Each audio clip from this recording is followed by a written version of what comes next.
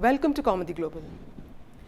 President Gotabaya Rajapaksa refused to step down on Wednesday, but promised to appoint a new Prime Minister and a young cabinet this week who would introduce key constitutional reforms to restrict his powers amid protests over the country's worst economic crisis, which forced his elder brother Mahinda Rajapaksa to flee to a naval base after violent attacks on his aides.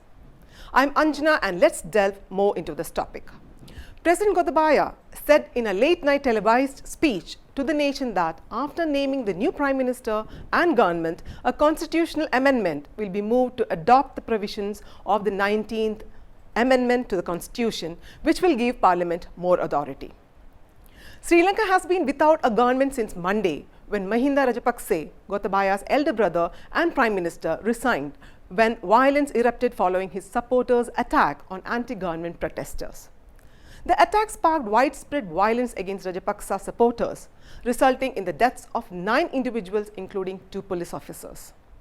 The president, speaking on the unprecedented violence, described it as very unfortunate. The murders, assaults, acts of intimidation, destruction of property, and the series of heinous acts that followed cannot be justified at all. Steps will be taken to strictly enforce the law against those who planned, aided, promoted, and are connected to these events, Gotabaya said while urging everyone to maintain calm. According to Gotabaya, the Inspector General of Police has been tasked with conducting investigations. He further stated that the Sri Lanka Police and the 3 armed forces have been given orders to strictly execute the law against individuals who engaged in violence.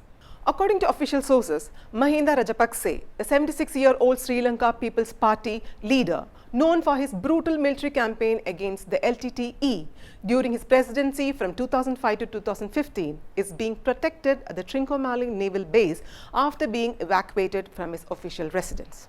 On Monday, Mahinda, who served as Prime Minister 3 times, saw his private mansion set on fire.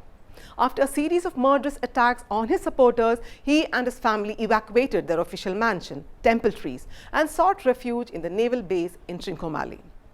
Trincomalee is a port city on Sri Lanka's northeast coast. As word of Mahinda's presence at the Trincomalee naval base circulated, a protest erupted near the key military base. Opposition MPs have called for Mahinda's arrest for instigating violence against anti-government protesters who demanded his resignation, as well as that of his elder brother, President Gotabaya, for mismanaging the country's economy. Meanwhile, security forces in armoured vehicles patrolled the country with orders to shoot at sight, despite ongoing protests over the government's handling of the greatest economic crisis in history.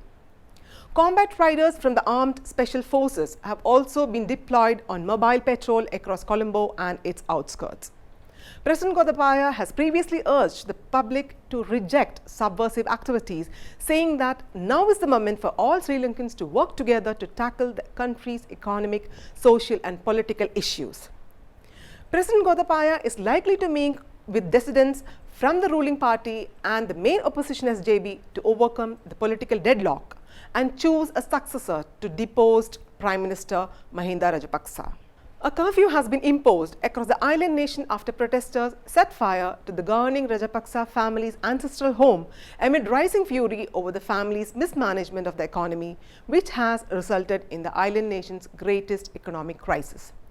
During the clashes, over 250 people were injured and scores of properties belonging to ruling party politicians were set on fire. On Wednesday, Pope Francis urged Sri Lankans to make their voices heard peacefully and urged the political authorities to respond to their demands. Meanwhile, the International Monetary Fund said on Wednesday that technical negotiations with Sri Lanka's debt-ridden government will continue in order to prepare for policy discussions once a new administration has been constituted. The IMF said it is closely monitoring developments in Sri Lanka and is concerned about escalating social tensions and violence. The IMF promised to assist the country with a sum ranging from $300 million to $600 million during their most recent meeting. Sri Lanka is in the midst of its worst economic crisis since its 1948 independence from the United Kingdom. A lack of foreign currency has contributed to the issue since the country has been unable to pay the imports of basic goods and gasoline, resulting in severe shortages and exorbitant costs. Since April 9, Tens of thousands of people have taken to streets across Sri Lanka to demand the resignation of the Rajapaksa brothers. This is Anjana signing off. Do like and share this video. For further updates, subscribe to Comedy Global.